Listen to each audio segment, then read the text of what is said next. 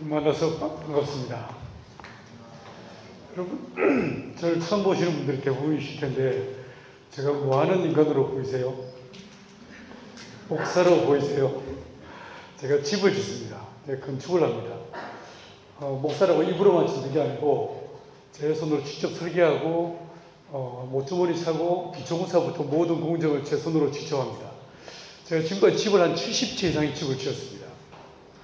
작년에 예를 들어서 양평, 경기도 양평에 있는 기도원에 버려져 있는, 요즘 사람들이 기도원에 안 가지 않습니까?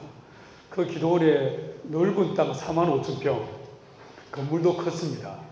근데 오지 않으니까 그 건물은 버려져 있었습니다. 이런 상황에서 이 공간을 어떻게 하면 좋을까? 그 기도원을 소유하고 있는 교회가 제게 도움을 요청했습니다. 그래서 제가 몇 번 그 기도원을 방문한 다음에 여기에 집을 짓자라고 제안을 했습니다. 그리고 집을 지었습니다. 누구를 위한 집을 지었냐면 은퇴하고 오죽할 데 없는 선교사들을 위해 5채의 목조주택을 100일 만에 지었습니다. 믿어주십니까? 100일 만에 5채의 집을 지었습니다. 그리고 그 옆에 제가 집만 짓는 게 아니고 저는 농사를 짓습니다. 제가요 정말 많이 다니거든요. 다니는데 요즘은 주로 아프리카를 갑니다. 가서 뭐 하냐면 닭을 기르는 법을 가르칩니다. 목사가 별 희한한 거에 있죠. 물론 저도 이렇게 안 살고요. 양복뼈 입고 설교만 하고 사람들만 만나는, 그렇게 혹시 들어보신 적이 있는지 모르겠는데 서울에 있는 온누리교회 혹시 아세요? 거기 부목사로 있었어요. 그런데 거기는 저 아니라도 일할 인간들이 쎄 몰렸습니다.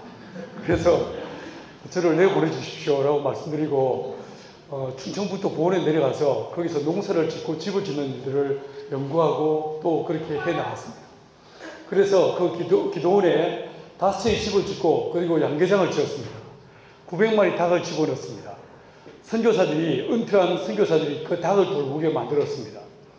여러분, 닭들이요, 아까 목사님 여름에 정말 덥다라고 하셨는데 이 더운 여름철에도 닭은 100마리일 경우에 닭이 계란을 몇 개 낳는다면 대략 88개에서 96개의 알을 낳을 수 있습니다. 900마리 닭을 집어넣으니까 하루에요 850개에서 860개 알이 나옵니다. 그런데 그 교회가, 기도를 소유하고 있는 교회가 한 5,000명 되는 사이즈의 교회였는데 이 교회가 그 계란 중에서 800개를 사주기로 했습니다. 그것도 계란 한 알에 1,000원에 사주기로 했습니다. 자, 계산 들어갑니다. 800개 곱하기 한 알에 1,000원, 하루에 매출이 얼마겠습니까? 80만 원. 닭들은 주일 성수도 안 합니다. 일요일에도 알을 낳습니다. 그 결과 한 달에 2,400만 원의 매출이 발생했습니다. 얼마든지 은퇴한 선교사들이 살아갈 수 있는 길이 만들어지게 되었습니다. 5가지는 집이 만들어졌고 그 집에 잘 살고 있습니다. 여러분 혹시 들으셨는지 모르겠는데 지난 3월 달에 제가 사는 곳 두 번째 공동체를 제가 경상북도 의성에 세웠는데 이 의성에 산불이 났습니다. 정말 많은 집들이 불이 났습니다. 불이 탔습니다. 무려 299채의 집이 불이 탔습니다. 너무 마음이 아팠습니다. 그래서 제가 지금 무슨 짓을 도모하고 있냐면 내가 집을 지을 줄 아니까 이 화재로, 산불로 집이 타버린 이분들을 위해 집을 지어드리겠다라고 작심을 했습니다. 그리고요, 최소한 30채에서 100채의 집을 짓는다. 됐다. 그래가지고 지금 모금을 하고 있는 중이었습니다. 저 이번에 파리 뱀스쿨 때문에 여기 와 있는데 다음 주 한 주간 여기 지냅니다. 돌아가면 저는 이제 화재로 집이 타버린 그분들 위해 집 짓는 일을 하게 될 겁니다. 여러분, 저는 집이나 짓고 농사를 짓는 좀 희한한 목사입니다. 그럼 뭔 성경을 알겠습니까? 저에게 너무 큰 거를 기대하지 마십시오. 제 설교는요, 일단 받아 적을 게 없습니다. 그래서 괜히 뭐 고개 숙이고 받아 적는 척 하지 마십시오. 받아 적어도 집에 가서 안 볼 거잖아요. 고개 들고 저를 잘 쳐다보시기 바랍니다. 자, 오늘 창세기 1장 2절 한 절을 같이 읽었습니다. 여러분, 무슨 말씀 같습니까? 어떤 내용 같습니까? 사실 이 말씀을 읽어도 무슨 말인지 잘 모르겠습니다. 그리고 별로 중요해 보이지도 않습니다. 그래서 그냥 넘어갑니다. 여러분들이 성경을 보시다가 밑줄을 치거나 형광펜으로 선을 그을 때도 있지만 사실 이 1장 2절은 아무도 주목해보지 않는 구절이라고 할 수 있습니다. 저도 그랬습니다. 어느 날 보훈에 처음에 공동체를 98년도에 만들고 그게 내려가서 농사를 짓기 시작하는데 구미진 언덕배기 밭에서 농사를 지었습니다. 하루 종일 그 밭에서 아무도 찾아오지 않는 그 밭에서 혼자서 돌을 골라내고 풀을 뽑고 하면서 농사를 짓는데 말씀을 하루 종일 그 말씀을 묵상하고 되씹고 또 곱씹었습니다. 어느 날 그때 이 창세기 말씀을 읽을 때였어요. 요 1장 2절이 제게 걸렸습니다. 몇 날 며칠을 이 말씀으로 고민했습니다. 여러분, 이 말씀이 어떤 말씀이 같습니까? 이 창세기 1장 2절의 말씀은 하나님께서 우주 만물을 창조하시기 직전에 이 우주가 어떤 모습이었는지를 4가지 단어로 우리에게 설명해 주고 있습니다. 첫 번째, 뭐라고 말씀해 주고 있냐면 하나님의 말씀이 임하기 전에 주의 성령께서 역사하시기 전에 이 지구, 이 우주는 어떤 모습이었는가? 첫 번째로 땅이 혼돈했다라고 얘기했습니다. 혼돈이라고 보이던 이 단어는 사실 어떤 언어로도 번역할 수 없는 매우 독특한 단어입니다. 그래서 이 혼돈이라고 보이던 이 단어, 이 히브리어를요, 우리말로 그대로 직역하면 어떤 뜻이 되냐면 모양이 있는 것 같은데 모양이 없다, 뭐 이렇게 해석할 수 있는 단어입니다. 여러분 주변에서 모양이 있는 것 같은데 모양이 없다, 무엇이 상상이 되십니까? 무엇이 떠오르십니까? 혹시 이 프랑스에 오셔서도 가끔 수제비 해 드십니까? 아니면 칼국수? 자, 수제비나 칼국수 할 때 어떻게 됩니까? 밀가루에 자작하게 물 넣고 반죽을 해야 됩니다. 자, 이 반죽한 덩어리는 모양이 있습니까? 없습니까? 아리까리하죠? 그죠? 이건요, 밀가루에 물을 넣습니다. 덩어리가 만들어졌습니다. 하지만 이 덩어리는 칼국수라고 하는 완료 형태를 갖기 전 단계입니다. 그래서 모양이 있다 할 수 없습니다. 그렇죠? 모양이 없는 미완료 중간적 상태입니다. 그런데 모양이 없지만 모양이 없다라고 하기는 이 덩어리가 너무 큽니다. 그렇지 않습니까? 이런 아리까리한 상태, 모양이 있는 것 같지만 모양이 없다. 여러분, 저와 여러분이 지금 예배자로 이 자리에 앉아 있습니다. 아까 우리 간증한 자매님의 간증이 참 감동이었습니다. 1년 전에 처음으로 교회를 나왔다. 그럼 1년 전에 우리는 어떤 존재였습니까? 여러분은 모태신앙입니까? 아니면 중간에 예수를 믿기 시작한 사람입니까? 저 같은 경우도 고1 때 교회를 처음 나왔습니다. 주님을 몰랐습니다. 여러분, 우리가 주님을 알지 못했던 저와 여러분들, 그때 우리는 누구였습니까? 하나님께서는 저와 여러분을 하나님의 형상대로 지으셨습니다. 그러나 예수 십자가의 피로 거듭나고 죄의 사함을 얻기 전에 우리는 어떤 존재였습니까? 하나님의 형상대로 지원받았지만 내 안에 있던 하나님의 형상이 완벽하게 무너지고 오히려 마귀를 닮은 자들이 저와 여러분들이었습니다. 그렇죠? 여러분, 요한일서 3장 8절에서 사도 요한은 뭐라고 했습니까? 죄를 짓는 자는 마귀에게 속하느니 마귀는 처음부터 범죄함이라. 하나님의 아들이 나타나셔서 마귀를 멸하게 하십니다. 라고 하셨습니다. 예수님을 알기 전에, 주님을 믿기 전에 우리의 존재는 어떤 누구였는가? 우리는 하나님의 형상대로 지원받았지만 하나님의 형상이 완벽하게 무너지고 우리는 마귀에게 속한 자들이었습니다. 이런 모습을 이 본문은 뭐라고 말하고 있냐면 혼돈, 이런 단어를 쓰고 있습니다. 두 번째 단어를 보십시오. 어떤 단어가 눈에 보십니까? 공허하다라고 했습니다. 하나님이 창조하시기 전에 이 우주는 어떤 모습이었는가? 공허했다. 이 공허는 어떤 뜻이냐면 앞에 나와 있는 혼돈이 모양에 대한 이야기라면요, 뒤에 나와 있는 공허는 생명에 대한 이야기입니다.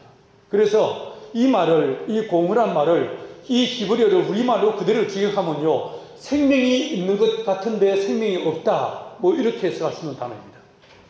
여러분은 지구에서 살아오시면서 생명이 있는 것 같은데 생명이 없다, 무엇이 상상이 되십니까?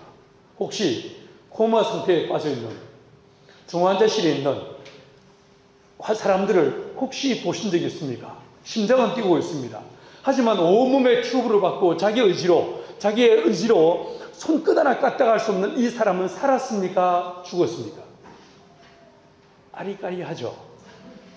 여러분, 이 본문에서 하나님께서 만물을 창조하시기 전에 이 우주는 어떤 모습이었는가? 생명이 있는 것 같지만 생명이 없었다라고 얘기하고 있어요. 그런데 이 우주만이 아니고요, 저와 여러분이 예수 십자가의 피로 영원한 생명을 얻기 전에 우리는 어땠습니까? 우리가 살아있는 자들이었습니까? 어느 날 한 사람이 예수 앞에 왔습니다. 주님, 내가 주님을 따르겠습니다. 그런데 우리 아버지가 돌아가셨습니다. 얼른 가서 아버지를 장사 지내고 와서 내가 주님을 따르겠습니다. 라고 했습니다. 프랑스는 어떤지 모르겠는데 한국은 장례가 생기면 3일장을 치르죠. 그죠? 주로 3일장이죠. 혹은 5일장을 치르기도 합니다.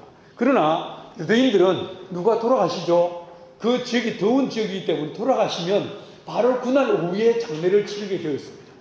이 사람은요, 주님, 내가 주님을 따르는데 3일을 유예해 주십시오라는 말이 아니었습니다.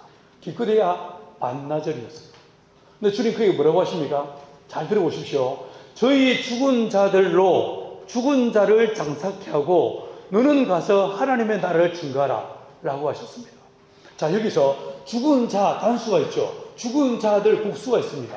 여러분, 죽은 자 단수는 누구겠습니까? 그의 아버지겠죠. 그러면 죽은 자들은 누굽니까? 살아있는 것 같지만 하나님과 관계가 단절되어져서 하나님과 전혀 무관한 삶을 사는 이 땅의 모든 자들을 성경은 뭐라고 말씀하십니까? 죽은 자들이라고 말합니다. 그래서 바울은 에베소서 2장 1절에서 허물과 죄로 죽었던 너희들이라고 말하고 있습니다. 여러분, 우리가 예수 믿기 전에 하나님의 거룩한 성령으로 인치심을 받기 전에 저와 여러분은 어떤 존재들이었는가? 살아있는 것 같지만 죽은 자가 저와 여러분들이었습니다. 이런 모습을 우리 본문에서 뭐라고 했습니까? 공허하다라고 이야기하고 있습니다. 자, 이제 세 번째 단어로 들어가 보십시다. 어떤 단어가 보이십니까? 성경은 말씀하시기를 흑암이 깊음 위에 있고 라고 이야기하고 있습니다. 이 우주 만물이 무엇으로 가득 차 있었다고요? 어둠으로, 다크니스, 어둠으로 온통 가득 차 있었다 라고 이야기하고 있습니다. 여러분이 성경을 읽어보셔서 아시다시피 창세기에서 요한계시록까지 일관되게 우리 하나님을 어떤 분으로 묘사하고 있냐? 하나님은 빛이십니다. 맞죠? 하나님은 빛이십니다. 거기에는 회전하는 그림자도 없으십니다. 우리 하나님을 빛들의 아버지라고 이야기하고 있습니다. 사도 요한이 밤모섬에서 새 예루살렘을 보았습니다. 어떤 곳이었습니까? 여러분, 그 새 예루살렘은 이런 인공의 빛이 필요 없는 하나님의 얼굴에서 나오는 대오독사, 하나님의 거룩한 셰키나의 영광으로 충만한 나라가 새 예루살렘이었습니다. 하나님은 빛이십니다.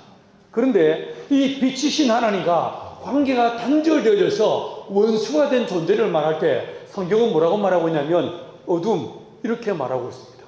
어디서 그렇게 말합니까?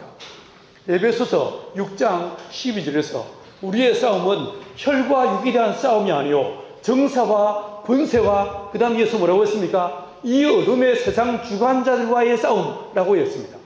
마귀에 대해서, 더러운 귀신들에 대해서 성경은 뭐라고 말하고 있는가? 어둠이다 라고 이야기하고 있습니다.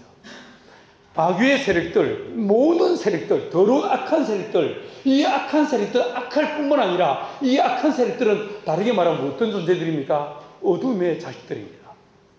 여러분, 이 우주 만물이 하나님의 손길이 닿기 전에, 창조되기 직전에 이 우주는 어떤 모습이었습니까? 다크니스, 어둠으로 가득 차 있었습니다. 다시 말해서 하나님과 전혀 무관한 존재가 이 우주 만물이었습니다. 이게 우리의 실존이었습니다. 그런데 저와 여러분이 하나님의 아들 예수 십자가의 피로 거듭나고 하나님을 아바 아버지라 부르기 직전에 우리는 누구였습니까? 저와 여러분이 누구였습니까? 여러분, 바울은 에베소서 5장 8절에서 이렇게 말합니다. 너희가 전에는 어둠이더니 이제는 주 안에서 빛이라, 빛의 자녀들처럼 행하라 라고 말씀하십니다. 사랑하는 여러분, 우리가 지금은 어린 양 예수 십자가의 피로 너무도 당당하게 하나님 앞에 예배자로 서 있지만 원래 우리는 누구였습니까? 어둠이었습니다. 하나님과 원수된 자들이었습니다. 예수님께서 처음에 공생애를 시작하시면서 스불론과 납달리 땅을 다니며 복음을 전가하십니다. 이 이야기를 마태는 이사야 말씀을 들어서 뭐라고 말합니까?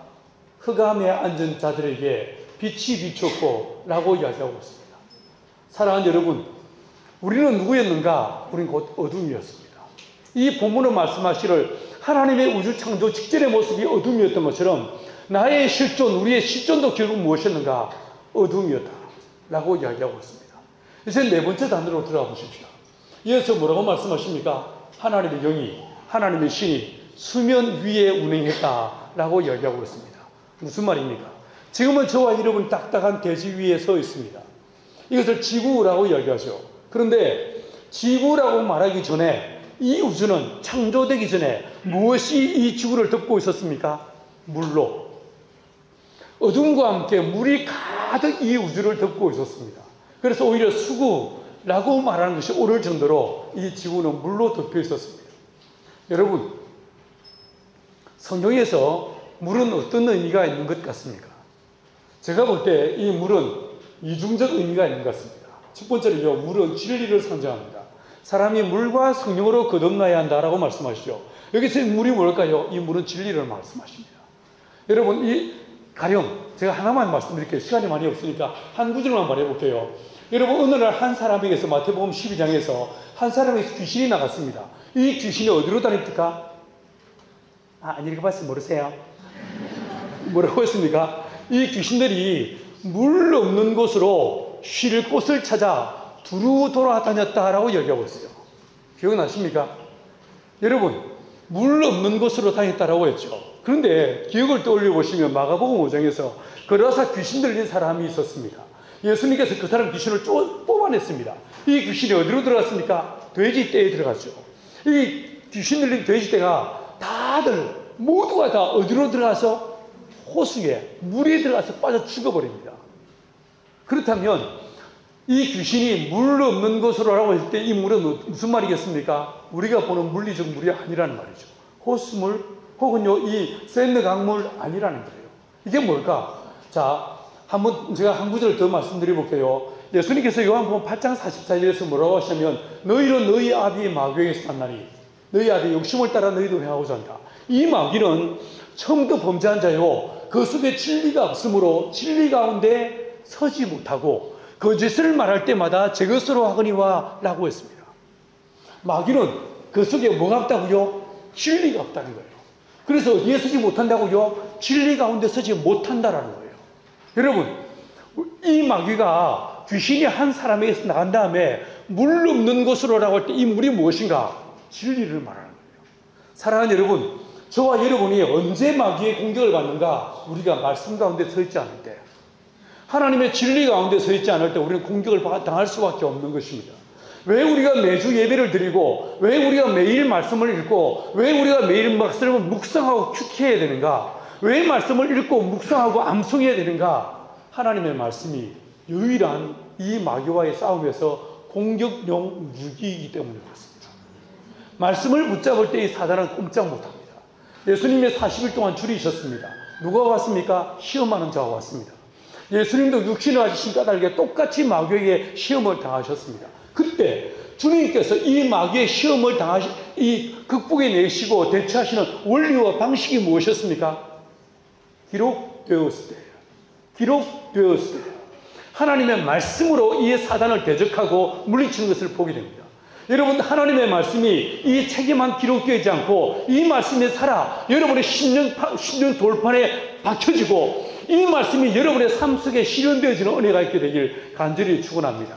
말씀이 가라면 가고 말씀이 서라면서는 말씀을 따라 사는 저와 여러분 되길 간절히 축원합니다. 여러분, 네 번째 이 말씀은 뭐라고 했습니까? 이 우주는 진리가 없었다라고 했죠. 그런데 이 물의 두 번째 의미가 있습니다. 어떤 의미가 있냐면요, 물은 진리를 상징함과 동시에 물은 사망을 의미합니다. 우리 뽕내프 교회 성도들은 아까 세례 교육하신다고 했는데 세례 받습니까? 침례 받습니까? 혹시 여러분 중에 침례 받으신 분 계십니까? 저는 장로교 목사지만 침례를 합니다. 되게 침례 받는 사람을 바닷가에 데려가서 침례식을 하거든요. 평소에 말 잘 듣고 착한 사람들은 이걸 딱 넣고 빨리 말하고 빨리 끊어줍니다. 근데 평소에 말 안 듣고 뺀질거리는 인간들은 일단 집어넣고 천천히 말합니다. 내가 예수를 믿는 안국에게 일단 물 한번 먹이고 그다음 농담이에요. 여러분, 바울의 이야기하는 로마서에서 침례 혹은 세례에서 물에 들어가는 행위가 있습니다.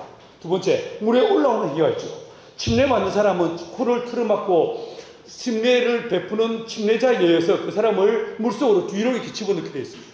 내가 침례를 받는 안부에게 성부와 성자와 성령의 이름으로 세례를 주노라 라고 그 다음에 끌어올리게 되어 있습니다. 자, 물에 들어갔죠. 이게 뭐겠습니까? 물에 들어가서 오래 있으면 어떻게 됩니까? 죽죠. 그죠? 이 침례에서요, 물은 어떤 의미가 있는가? 사망을 의미하는 것입니다. 두 번째, 그 사람을 끄집어 올려줍니다. 이건 뭐겠습니까? 부활을 상징하는 거예요. 물에 들어가는 것은 그리스도와 함께 십자가에 못 박혀 죽는 나의 옛사람의 죽음을 정확하게 의미하는 것이고, 그 사람을 끌어올려 주는 것은 그리스도와 함께 다시 살 것을 이야기하고 있는 것입니다. 자, 그러면 이 침례 혹은 세례에서 물은 어떤 의미가 있습니까? 사막을 의미하는 거예요. 죽음을 의미하는 거예요. 그런데 이 우주의 태초의 시간에 이 우주는 어떤 모습이었습니까? 물로 가득 차 있었습니다. 생명의 기운에 조금도 없었습니다. 여러분, 정리를 해보십시다. 하나님이 이 우주를 창조하시기 전에 이 우주는 어떤 모습이었는가? 모양이 있는 것처럼 모양이 없었고, 생명이 있는 것처럼 생명이 없었으며, 하나님과 관계가 단절된 어둠의 존재였고, 사망으로 가득 찬 게 이 우주 만물의 실존이었습니다. 이 네 가지를요, 딱 한마디로 말하면 뭐라고 할 수 있겠습니까? 시잘데기 없는. 그죠? 아무 짝에도 쓸모없는. 그죠? 이게 바로 누구였습니까? 이게 우주 만물이었고 저와 여러분들이었어요. 그런데요, 오늘 본문 2절에서 보시면 이런 아무 쓰잘데기 없는 이 우주 만물을 향하여 하나님이 하시는 첫 번째 행동이 오늘 본문에 기록되어 있습니다. 자, 잘 따라 보십시오. 2절 하반절 한번 보십시오. 하나님의 영은 수면 위에 뭐라고 했습니까? 운행하시니라. 이 운행이 무슨 뜻일까? 이 운행은요, 지하철 운행 시간 이런 뜻이 아닙니다. 마을버스 운행 시간 이런 뜻이 아닙니다. 이 운행이라고 번역된 이 영어에다가 허블이라는 단어를 쓰고 있는데, 이게 히브리어로 보시면요, 라하프라는 단어를 쓰고 있습니다. 라하프는 뜻이 뭐냐? 라하프는요, 암탉이 날개를 펴서 그 새끼를 품는다라는 뜻입니다. 어머니가 아이를 가슴에 품는다라는 뜻이에요. 하나님께서 이 우주 만물, 아무 쓰잘데기 없고 아무 가치 없는 이 우주 만물을 향해서 하나님의 제일 먼저 하신 일이 무엇이었는가? 쓸모없는, 무익한 이 우주 만물을 있는 모습 그대로 품에 안으신 분이 우리 하나님이셨어요. 여러분, 성경 여기서만 이렇게 말합니까? 아닙니다. 성경 전체에서요, 성경은 우리가 뭐라고 말하고 있냐면, 하나님은 우리를 있는 모습 그대로 품으시는 분이다. 우리가 아직 죄인 되었을 때 그 아들 예수를 십자가에 못 박아 죽게 하시는 분이 우리 주님이다 라고 말씀하십니다. 여러분, 저는 97년 말까지 온누리교회에 있었습니다. 아까 말씀드린 대로 교회를 사직했습니다. 그리고 충청부터 보은으로 내려갔습니다. 돌아가신 하윤조 목사님이 저에게 도와주시겠다라고 제안했습니다. 하지만 그 모든 도움을 거절했습니다. 땅도 돈도 사람들도 다 거절하고 혼자서 맨 몸뚱아리 그 몸 가지고 충청부터 보은으로 한국의 시골 마을에 들어가서 농사를 짓기 시작했습니다. 제 안에 소망이 있었습니다. 내가 농사를 지어본 적이 없고 땅도 없고 돈도 없지만, 내가 만약에 이런 내가 농사를 지어서 자급자족하게 되면 어쩌면 내 이 농업의 기술들이 아시아 아프리카에 진짜 가난한 사람을 살릴지도 모른다라는 소망이 내게 있었습니다. 그래서 왜 도움을 거절했냐면, 도움받고 시작하면 도움받을 길 없는 사람들에게 오히려 억하심정을 불러일으키지 않겠습니까? 그래서 모든 도움을 거절하고 제가 퇴직금 정산하고 나길 내 수중에 10만 3천 원 있었죠. 그 돈 들고 충청도부터 보은으로 내려왔습니다. 제 이 어떻게 해서 느껴지십니까? 저는 경상도 진주가 고향입니다. 저희 처가댁 전라북도 익산, 저는 충청도랑 아무시랑 관계없이요. 근데 주님께서 저를 보은으로 하라고 하셔서 보은에 내려왔습니다.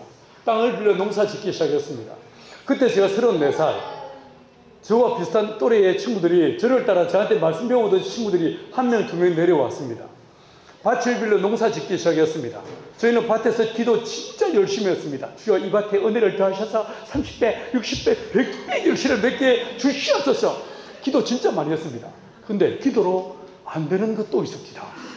분명히 콩 심고 고추 심고 들깨 심었는데 한 2달 지나니까 심지도 않은 풀들이 쫙 올라오면서 저 풀은 초월이 됩니다. 풀 말도 하지 마세요. 진짜 풀 무서운 일을 했습니다. 여러분, 저희들요, 사랑의 공동체, 믿음의 공동체를 만들겠다고 내려갔지만, 일단 제일 먼저 중요한 게 뭐냐면요, 이제 농사 지어서 자립이 안 됩니다. 돈이 안 됩니다. 기도로 해도 기도로 안 되는 것도 있고요, 이게 풀이 쑥대밭이 되고 도대체 돈을 만들 수가 없었습니다. 농사가 진짜 어려운 일입니다. 게다가 너무 가난하니까 공동체가 2개로 쪼개집니다. 사사건건 싸우는데 진짜 저희들은 무섭게 싸웠습니다. 저희는 사랑의 공동체, 성령의 공동체가 만든다고 내려갔는데, 여러분 저희들요 한 일 돌아서 지난 세월 속에 지나간 세월들을 돌아보면 우리는 싸운 기억밖에 없습니다. 여러분 결혼할 때 처음에 목사님 앞에서 주례자 앞에서 여러분 뭐라고 써야겠습니까? 예? 검은 머리 팥뿌리도 들어 우리는 사랑하면 살 거예요. 이렇게 적정했잖아요. 다들 누구나 예외 없이 예라고 큰 소리 치지 않았습니까? 프랑스에서는 뭐라고 이게 생각하는지 모르겠습니다. 이 사람들은 검은 머리도 아니고. 자, 여러분 저희들 사랑의 공동체를 만든다고 내려왔는데 저희들 기억나는 거 싸운 기억밖에 없었습니다. 여러분 공동체 시작한 지 4년이 지나고 5년이 지나도 저희도 도대체 경제적으로 자립할 기미도 보이지 않고 너무 가난했습니다.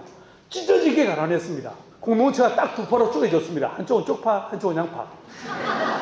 둘로 쪼개졌고 저희는 사상투쟁이 벌어졌습니다. 양파는 왜 양파냐면 기독교 공동체니까 100% 공유하자, 완전 공유, 이 말을 주장하는 사람들이 양파였습니다. 쪽파는 신연의 원리를 따라 개인의 사유를 인정하자, 우리도 그래도 자유민주주의 사회인데 이러면서 자기의 주장을 이야기하는 사람들이 이게 쪽파였습니다. 양파와 쪽파로 쪼개졌고 저희는 모일 때마다 싸웠습니다. 말씀에 검을 휘두르며 싸웠습니다. 성경에 이렇게 말하고 있는데, 이 책이 희한한 책이라서 이래 보면 이래 보이고 저래 보면 저래 보입니다. 여러분 이 말씀에 검을 휘두르며 싸우다 우리가 내린 결론은 우리는 가까이에게 너무나 먼 당신이다. 이쯤에서 끝내자 라고 됐고, 저희가 딱 공동체 시작 5년 됐을 때 완전히 공동체는 파토가 났고, 여러분 마지막으로 1박 2일로 모여서 회의하고 그 회의의 결과를 따라 해체하거나 둘러주거나 됐다 이렇게 됐습니다. 첫날 아침 먹고 싸웠습니다. 점심 먹고요 또 싸웠습니다. 저녁 먹고 새벽 1시 반이 되도록 싸웠습니다. 세상 사람들 술 마시면 해말도 하고 해말도 한다는데 내가 본 여성이들은 술도 안 마시고 맨정신에 해말도 하고 그날 새벽 1시 반에 어떤 사람은 눈에 실핏줄이 튀었습니다. 우리 내일 모임 필요합사 난리가 났습니다. 그러나 이틀 모이기로 했으니까 다음날 아침 먹고 또 싸웠습니다. 점심 먹고 또 싸웠습니다. 그날 저녁 먹을 때가 됐습니다. 여러분 저희가 그렇게 싸우다니면서 뭔 정신인지 하루 세끼 밥을 같이 먹었어요. 공동식사가 6시인데 6시를 넘기고 둥글게 모여가지고 앉아가지고 막 삿대질하며 싸우고 있는데 그 싸우던 자리에 주의 성령이 찾아오셨습니다. 놀렐루야. 우리는 부흥회하다가 성령 받은 게 아닙니다. 특별히 새벽기도 하다가 성령 받은 것도 아니고 제자 훈련 받다가 성령 받은 것도 아니었습니다. 싸우다 성령을 받았습니다. 그 싸우던 자리에 갑자기 주의 성령이 확 임하셨고 그 자리에 모두가 꼬꾸라졌습니다. 통회하며 자복하기 시작했습니다. 주야 주여 그 마음을 질러대기 시작했습니다. 여러분은 성령의 충만함을 경험해 보셨습니까? 어떠셨습니까? 여러분 저희들 그 자리에 성령이 딱 임자하시는 순간에 모두가 누구 하나 예외 없이 엄청난 두려움이 우리를 짓눌렀습니다. 두 번째, 내 안에 있던 모든 불의와 불법들이 떠오르기 시작했습니다. 그리고 그 죄를 주 앞에 회개하기 시작했습니다. 주여 내가 죄인입니다. 주야 고함을 질러대고 땅을 치고 콧물로 회개하기 시작했습니다. 여러분 그 깊은 통역과 자복 가운데 방언이 터지고 환상을 보고 그리고 병고침이 일어났습니다. 하나님의 거룩한 말씀이 우리 안에 대언되어졌습니다. 여러분 우리는요 실패한 공동체였어요. 싸우던 못난이들이었어요. 그러나 우리 하나님 우리를 더럽다 멀리하지 않으시고 약하다 꺾어버리지 않으시고 하나님의 성령을 보내셔서 싸우던 우리 위에 성령의 역사하심으로 다시 우리가 예배가 회복되어졌습니다. 관계가 회복되어졌습니다. 여러분 성령이 임하시면서 우리 안에서 예배가 회복되어지고 찬양이 회복되어졌습니다. 아까 우리 찬양팀 약간 버벅거렸다고 목사님이 대신 사과하셨습니다. 다른 거 없는 것 같습니다. 성령 충만함 외에 다른 길이 없는 것 같습니다. 맞죠? 그렇죠? 여러분 그 성령이 마시면서 모두가 다 그 자리에 꼬꾸라졌고 통회하고 자복하기 시작했어요. 그 깊은 은혜가 우리 안에 임했습니다. 근데요 그 성령이 마시면서 우리의 예배가 회복되어지고 관계가 회복되고 끝난 게 아니었어요. 그 이듬해 땅을 빌려서 농사짓던 저희들이 땅이 달라진 것도 아닙니다. 사람이 달라진 것도 아니야.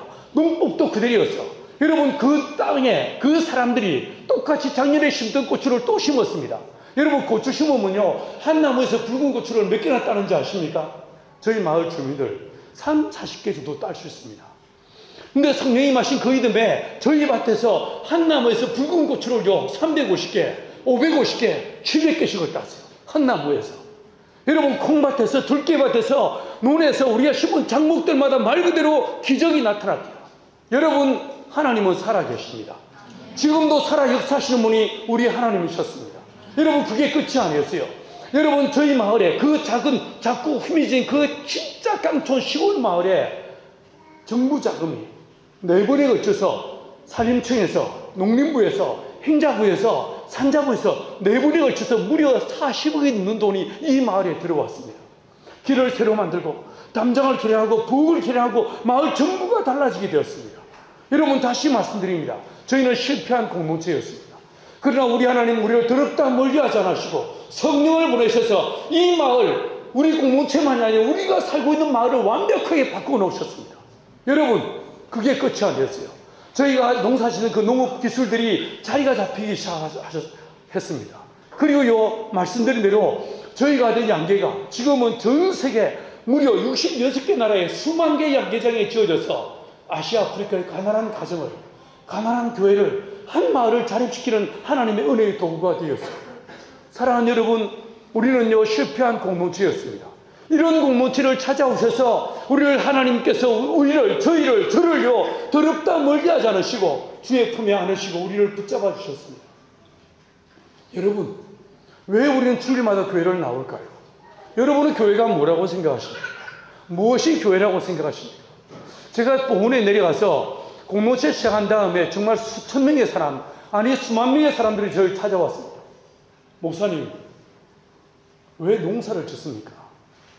그냥 목회를 하시면 되지 왜 노가다를 하십니까? 당신이 알고 가는 공동체는 무엇입니까? 이 수많은 질문을 저는 받고 또 받아야 했었습니다. 여러분은 공동체가 뭐라고 생각하십니까? 어느 날 성경을 보다가 누가복음 15장 20절에서 여러분이 잘 아시는 탕자의 이야기가 나오죠. 그 이야기에서 둘째 아들이 큰아들의 말을 빌리면 아버지의 재산을 강탈하여 이방 땅에 가서 창기와 더불어 그 재산을 탕진한 이 아들이 돼지의 쥐엄 열매를 먹다가 돌아옵니다. 근데 20절에서 뭐라고 말씀하십니까? 아직도 상거가 뭔데? 아직도 거리가 뭔데? 누가 먼저 발견합니까? 아버지가 먼저 발견합니다. 아버지가 달려나가서 이 아들을 끌어안고 이 아들을 품에 안고 입을 맞추고 가락지를 손에 끼워주고 새 옷을 지어 입히고 잔치를 벌이는 이 아버지의 모습을 보게 됩니다. 무엇이 교회인가? 이 아버지의 품이 교회인 것입니다. 우리는 왜 교회에 나오는가? 왜 매주 교회를 나오는가? 한 주간 살면서 실패하고 절망하고 좌절한 저와 여러분이 다시 그 십자가의 은혜로, 다시 그 십자가의 피로 더딥혀지고 내 심령이 우리를 있는 모습 그대로 품으시는 하나님의 은혜 안에서 다시 강하여지고 그 힘으로, 그 사랑으로 다시 일어나서 하나님의 영광을 위해 달려가는 하나님의 사람으로 서기 위해서 교회에 나오는 것 아니겠습니까?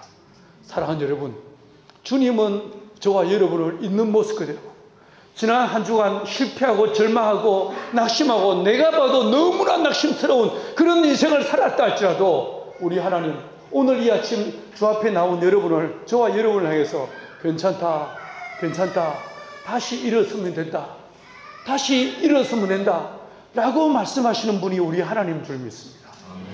여러분, 두 번째로 왜 우리가 교회 나오는가? 주님의 그 은혜로 새 힘을 얻고 그 생명을 덧입은 다음에 나도 또한 그 주님의 손이 되어서 누군가를 품고 누군가를 살리고 예수 십자가의 복음으로 누군가에게 은혜의 복음을 증거해서 그들로 사망의 지옥으로 떨어지는 그 영혼을 건져내고 하나님의 나라로 이끌기 위해서 사람들을 품는 자들로, 세상을 위해서 기도하는 사람들로, 세상을 섬기는 자들로 살아가시는 힘과 용기와 담력을 얻기 위해서 우리는 교회에 나오는 것입니다. 여러분, 이 예배를 통해서 나를 있는 모습 그대로 품으시는 그 은혜의 사랑, 그 힘으로 다시 일어나서 세상을 품고 시대를 품고 민족을 품는 하나님의 사람들로 쓰임받는 저와 여러분 되시기를 간절히 축원합니다. 기도하시겠습니다. 하나님 아버지, 은혜와 사랑을 감사합니다. 주님, 돌아보면 우리는 마치 한 번도 은혜를 받은 적이 없는 것처럼 여전히 우리는 누군가를 증오하고 미워하고 그리고 고개를 절레절레 흔들며 살아갑니다. 마치 한 번도 은혜를 받은 적이 없는 것처럼 우리는 너무나 담대하게 죄를 짓고 살아갑니다. 무슨 낯짝으로 오늘 이 아침 주님 앞에 나왔는지 모르겠습니다. 그러나 하나님 앞에 나온 우리를 더럽다 멀리하지 않으시고 약하다 꺾어버리지 않으시고 괜찮다 괜찮다 지금이라도 정신 차리고 믿음으로 살면 된다 말씀해 주시는 이 하나님의 크고 놀라운 은혜, 그 은혜 앞에 나와봤습니다. 주님 어린 양 예수 십자가의 피로 우리를 덮어주시고 우리를 정결케 하여 주시고 다시 믿음으로 일어서게 하여 주옵소서. 주님 그 십자가의 피로 우리를 정결케 하여 주시고 내 안에 하나님을 향한 찬양이 회복되게 하시고 감사가 회복되게 도와주시고 기도가 회복되게 도와주시고 하나님의 영광을 위해 달려가기를 작정하는 우리 모두가 되게 하여 주옵소서. 그리하여 하나님이 나를 위해 피 흘리시고 그 아들 나를 위해 죽으셨던 것처럼 나도 누군가를 위해 나를 내어주고 희생하고 죽어지는 그리스도의 사람으로 살아가는 저희 모두가 되게 하여 주옵소서. 그래서 이 땅 사는 동안에 사랑의 아름답고 거룩한 흔적들을 곳곳에 남기는 그리스도의 제자들이 다 되게 하여 주옵소서. 그렇게 우리를 도우시고 이끄시는 주님을 찬양하옵고 예수님의 이름으로 기도했습니다. 우리 말씀 생각하면서 우리 같이 찬양하겠습니다. 내 눈 주의 영광을 보내. 우리 가운데 계신 주님 그 빛난 영광 고난을 덮고 그 찬송을 땅 가득히 우리 같이 찬양하겠습니다.